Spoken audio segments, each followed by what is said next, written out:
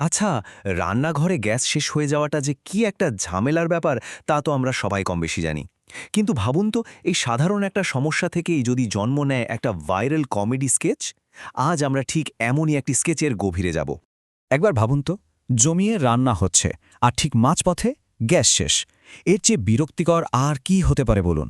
এই স্কেচটার গল্প কিন্তু শুরু হয় ঠিক এইরকমই একটা চরম মুহূর্ত দিয়ে। ব্যাস, এই একটা কথাই যেন পুরো পরিবারে একটা বোমা ফাটানোর জন্য যথেষ্ট ছিল।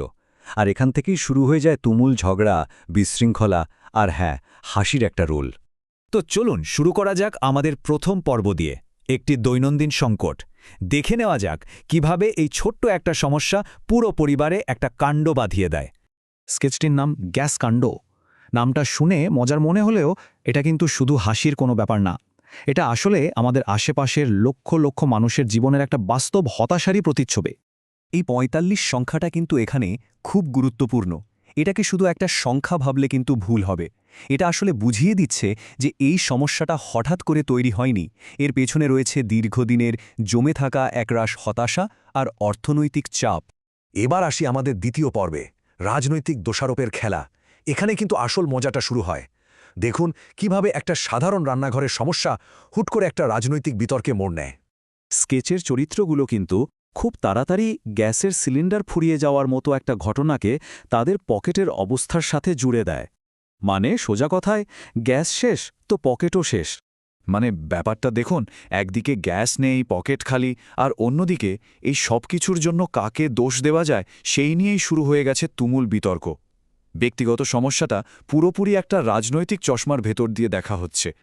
আর এই বিতর্কের কেন্দ্রবিন্দুতে আছেন দিদি। যারা জানেন না তাদের জন্য বলে রাখি, পশ্চিমবঙ্গে দিদি বলতে সম্মান করে মুখ্যমন্ত্রী মমতা বন্দ্যোপাধ্যায়কে সম্বোধন করা হয়। তো বোঝাই যাচ্ছে চরিত্রদের সব অভিযোগের তীর কিন্তু সরাসরি তার দিকেই। তো সমস্যা তো হলো, রাজনীতিও হলো। এখন সমাধানটা কি? চলুন দেখি আমাদের তৃতীয় পর্বে, যেখানে আসছে কিছু হাস্যকর রকমের খারাপ সমাধান। তাদের মাথা থেকে যেসব আইডিয়া বেরোলো সেগুলো শুনলে কিন্তু হাসি চাপতে পারবেন না। প্রথম আইডিয়া, চলুন আমরা আদিম যুগে ফিরে যাই, বনে জঙ্গলে ঘুরে ঘুরে ফলমূল খেয়ে থাকব। দ্বিতীয়টা আরও মজার, দুয়ারে আগুন নামে একটা নতুন সরকারি প্রকল্প চালু করা হোক। আর শেষে কিচ্ছু করার দরকার নেই, শুধু সরকারি সাহায্যের আশায় বসে থাকলেই হবে। এই দুয়ারে আগুন কথাটা কিন্তু খুব ইন্টারেস্টিং। এটা আসলে আজকালকার বিভিন্ন সরকারি প্রকল্পের যেসব বাহারি নাম হয় সেগুলোকে নিয়ে একটা দারুণ স্যাটায়ার, খুবই তীক্ষ্ণ, তাই না? আচ্ছা, এবার আসা যাক চতুর্থ পর্বে। যখন কোনো সমাধানই কাজ করছে না, তখন কি করা উচিত? হ্যাঁ, ঠিক ধরেছেন, ভিডিও করা উচিত। একবিংশ শতাব্দীর সেরা সমাধান। তাহলে এত ঝামেলার পর, এত বিতর্কের পর তাদের চূড়ান্ত সমাধানটা কি ছিল? হ্যাঁ, সেই চমকটা কিন্তু অপেক্ষা করছে। জি হ্যাঁ, ঠিকই দেখছেন। তাদের ফাইনাল সলিউশন হলো ফুড ব্লগার হয়ে যাওয়া। ব্যাপারটা শুনতে অদ্ভুত লাগলেও আজকের এই ডিজিটাল যুগে এর পেছনেও কিন্তু একটা যুক্তি খুঁজে পাওয়া যায়, তাই না? আর দেখুন কিভাবে তারা এই নতুন পরিচয়টাকে একেবারে আপন করে নিল। গ্যাস নেই, চিন্তা নেই, তাদের মূল সমস্যাটাই এখন আর কোনো ব্যাপার না। এখন তাদের একটাই লক্ষ্য, ভালো ভালো কন্টেন্ট বানানো আর ফুড ব্লগার হিসেবে জীবনটা কাটিয়ে দেওয়া। এবার চলুন আমাদের শেষ পর্বে যাই। এত হাসি ঠাট্টার আড়ালে এই স্কেচটা আসলে আমাদের কি বলতে চাইছে? এর গভীর অর্থটা কি? স্কেচের একেবারে শেষে গিয়ে নির্মাতারা কিন্তু একটা দারুণ কাজ করেন। তারা হঠাৎ করে যেন নাটক থেকে বেরিয়ে এসে সরাসরি দর্শকদের সাথে কথা বলতে শুরু করেন।